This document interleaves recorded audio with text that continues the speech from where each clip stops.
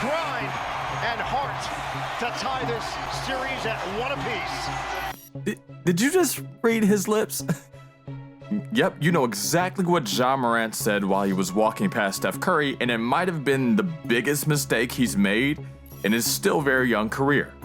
And speaking of his young career and the fact that Morant was only drafted less than 4 years ago, why in the world would a guy who hasn't won anything feel the need to utter such a boasted claim to a then 3-time champion and former unanimous MVP?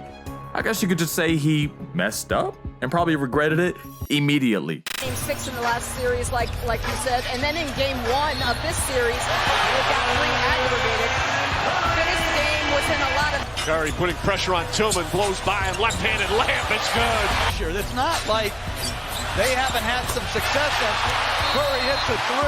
For the Warriors, back up by 23. Piece of cake. Actually, Steph wasn't done, not after Morant offered some heavy trash talk like that after game 2. Up ahead. Curry lines it up. Curry on target. Curry turns the corner. Curry! A sleight of hand. His status for game 5 up in the air. Curry got a 3. Curry. Bam! Swinging. Curry stumbles. Fend off. Fade. We're tied. But it's like they say, your basketball backbone is exposed in a potential elimination game for either you or your opponent. Game 6 was win or go home time for Memphis. Hey DJ, play that Steph track back. Curry, a deep one. Truth! Thompson back to Curry. Curry a 3, he got it!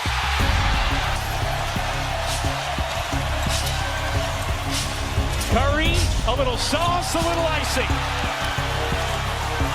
Let's backtrack. From this very moment on, Steph scored 105 points and sank 15 three-pointers, and that includes the very next game when Steph and the Warriors blew out Ja Morant's team by 30 points. So, Ja, was it a good idea to try and get in Steph's head? No, I didn't think so either. Back in 2017, serious debates were going on at the time on who the better player was, Steph Curry or Russell Westbrook. It seems like ages ago, I know, but it was really a hot topic. Steph was the reigning MVP and in most people's eyes the best guard in the NBA, until Russ was on the verge of finishing the season by averaging a triple-double. But Steph wasn't quite sold on Russ's historic season. In fact, Russ wasn't even Steph's pick to win the MVP award. So, Russ responded. You've got so many more priorities, but do you pay attention to when other players talk about who the MVP could be? I don't. So, has anyone told you that Curry shared his opinion that it should be Harden because of where the Rockets are in the standings? I don't care, no matter what he said. Who is he? Got fouled. Where's my and one? Curry, I tell you what, they are free in transition. And Russell can't relax tonight. This was a concern for finish by Steven Adams. This is wow. We know who won that from. Hold that, big fella. Hold that. That's how you get a team back right now. That's it. That's really who he is, Russ, and he's better than you. Well, this next one doesn't make Ja Morant look all that bad after all, because at least Ja's an all-star, an all-NBA player, an MVP candidate, and one of the best players in the world, right? But what about Kevin Porter Jr.? Let me say that again. What about Kevin Porter Jr., the rising Houston Rockets star that effectively crossed the line with Steph last season? He's a nice guy, no doubt, but he ain't Steph Curry, not even in the same stratosphere. And he came out talking trash even after Steph owned KPJ on a game-winning buzzer beater just days earlier. They got Curry. He checked it. Steph for the win. Yes, sir! His 8th career game winner! We gotta get out of here. But for some reason, he wanted to test the former unanimous MVP some more. So he got his wish. Long story short, on January 31st, 2022, KPJ regrets he ever suited up to play. With just a few minutes left in the third quarter, KPJ got called for a foul while trying to guard Steph. And then he began eyeballing Steph like he was just some guy. We have Porter Jr. called for it. That was the defender on the game winner. Look at Kevin Porter Jr. Look at Steph. Steph didn't say anything back right then and there, but you already know he used every moment of KPJ staring at him as burning adrenaline to send a young trash talker a message. Steph had a modest 16 points in the game up until that point in the third and finished the quarter off by adding another three-pointer. But that last three he hit in the third was only something to get the party started. Steph got the crowd clamoring after he hit this deep step back with 5:40 left in the fourth. A clean switch, nothing but the sound of the net. Oh no. Moments later, after a Warriors miss, KPJ strolled up the court with Steph guarding him and nailed a three on the left wing, which cut the lead to 4. And KPJ was hyped. In the quarter, KPJ is three all the way. He let Steph know too. You talking about, boy?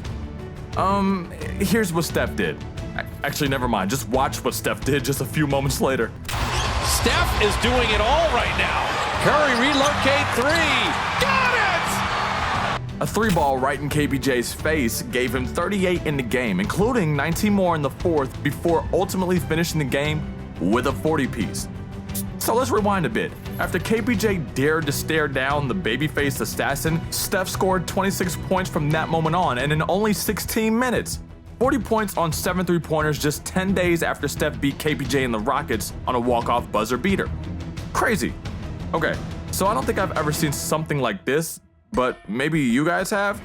Let me ask you this. Have you ever seen a guy talking trash and getting scored on at the same time? No? Well, okay, then watch this.